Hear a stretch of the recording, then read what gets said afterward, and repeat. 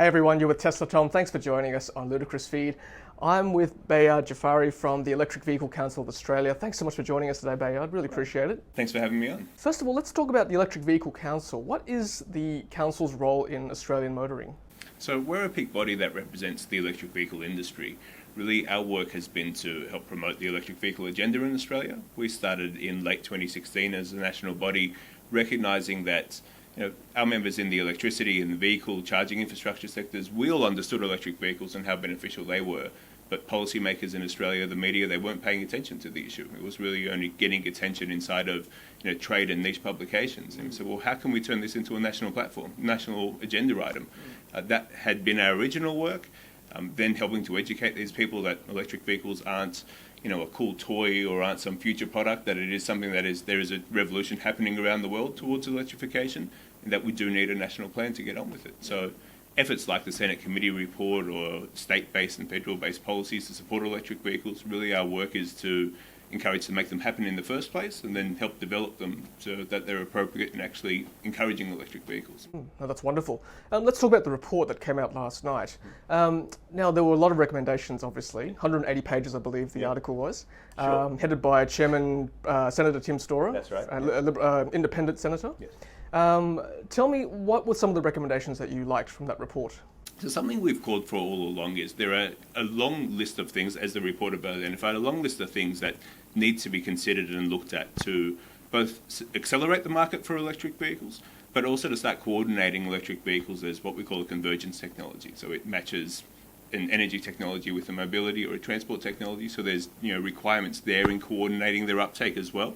But what we say we need first and foremost is a national plan. So one that says we need to be coordinated across all of the states, across every local council, nationally as Australia. We need to be sending a strong signal that says we understand this change to electric vehicles is coming and that it's a beneficial one, it's one that we want to support, and there are opportunities for us to play a role globally, right across the supply chain, right across the value chain in the electric vehicle sector, and we want to back them. So it was really great to see that they did recommend as their first and foremost issue that we do need a national plan. Some areas that they got into around suggesting that we have a national target for the uptake of electric vehicles. That's something that we've been pushing for, and in fact we specify and say that that should be at least 50% of sales by 2030. So 50% of all new vehicle sales should be electric from 2030 onwards. And critically, that's a target that's really important today, and it's not as important in 2030. Today, it's about providing certainty to consumers, to industry, to investors, to say this is coming, it is definitely the future, and we want it to be the future, we want to support it. By the time 2030 comes around, it's going to be very easy to hit that target because the technology is going to be there and it's going to be the obvious choice for consumers. Absolutely. Were there any recommendations that you found surprising? Yeah, I think what we would have liked to have obviously seen, and as the Chairman's report laid out as well, is some more specific policies. So the recommendations did get into the fact that there should be targets for the government's own fleet of vehicles, national sales targets, then efforts to incentivise both investment in electric vehicles, and we consider investment to include things like bringing electric vehicle models to Australia.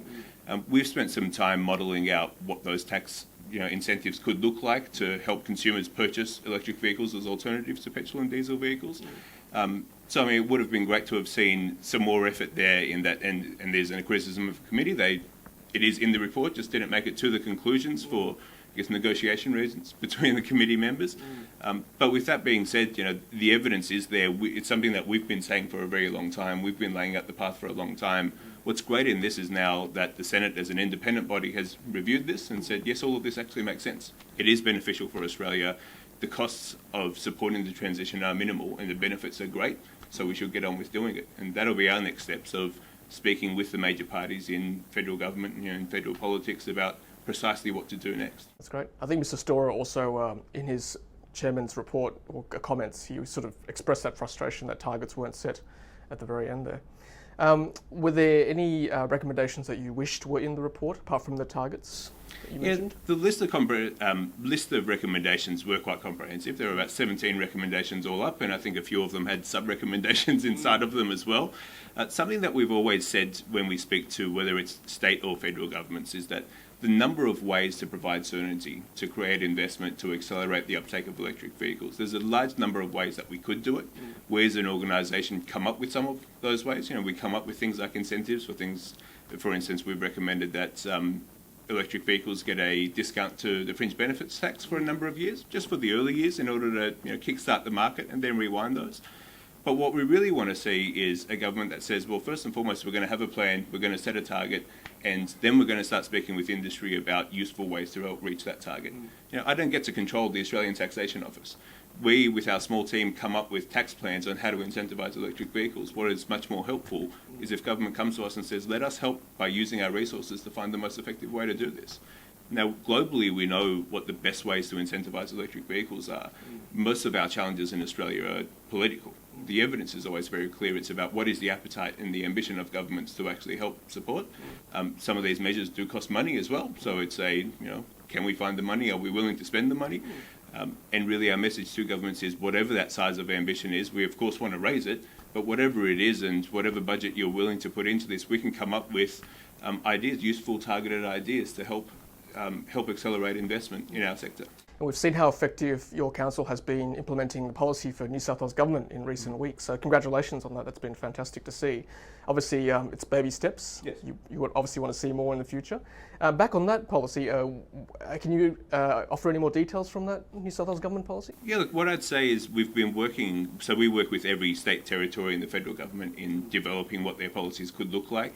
We've been working with New South Wales for quite a while in, first of all, getting them to agree to have an electric vehicle policy in the first place, and then those steps of actually starting to take action. So, of course, when you look at something like the New South Wales policy, they've committed to spend $5 million in matched funding for charging infrastructure, setting a target of 10% for their own fleet of vehicles, and a pilot project of 4 electric buses. Now, those fall well short of where we want to be in New South Wales, particularly as the largest state. We'd like to see them do quite a lot more. But we as an organisation, of course, we try not to let the perfect get in the way of the good. Yes. It's only a few days ago we had nothing happening in New South Wales, and now we have something. We'd like to see a lot more zeros behind that plan, and as we've seen in places like the ACT, their targets are 100%. They're now purchasing 40 buses. Governments are spending millions of dollars in match funding to support charging infrastructure, particularly in areas that are a bit less commercially feasible.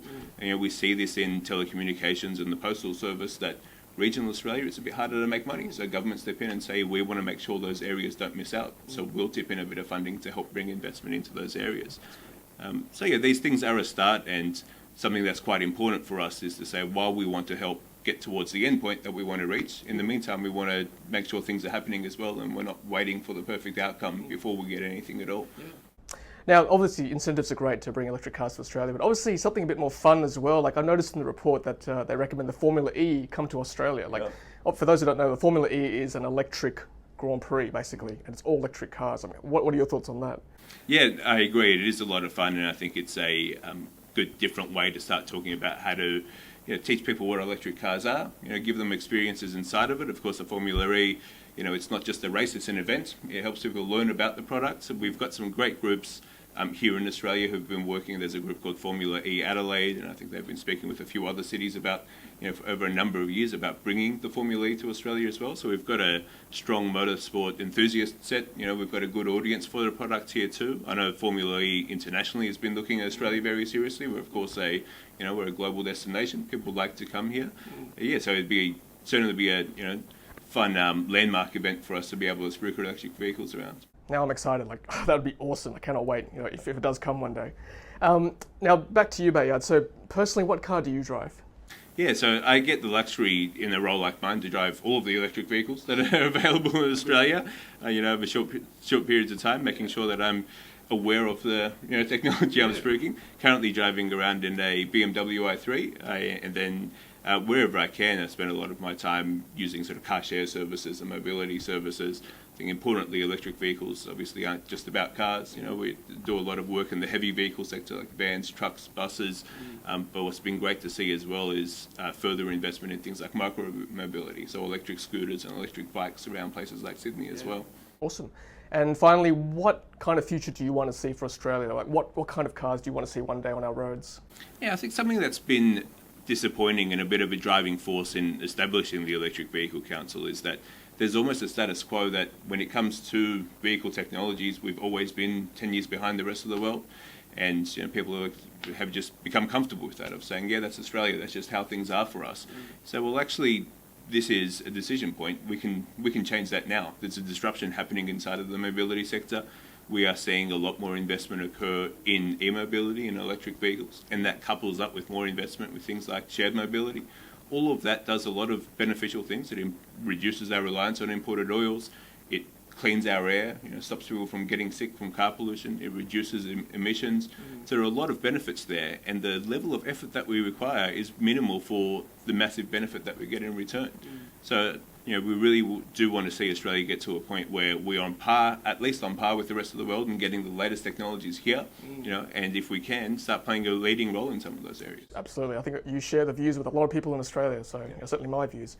I think for me personally, I see three arms sort of looking at each other. We've got the government, we've got industry with the auto industry, and we've got consumers all wanting in, but no one wants to take the first step. Is that kind of how you see it as well?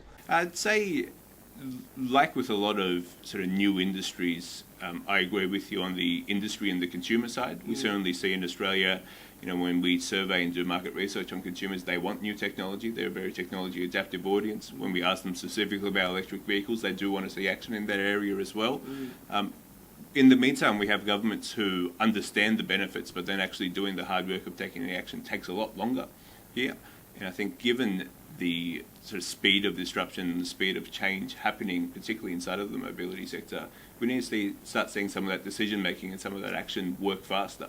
We do the hard work of creating the research, the evidence, the analysis, and then advocating to governments for it. But that status quo of taking a few years to make changes happen in a policy sense, that really needs to speed up, because we're in an innovative world with a lot of exciting changes, and we should be on top of it. Absolutely.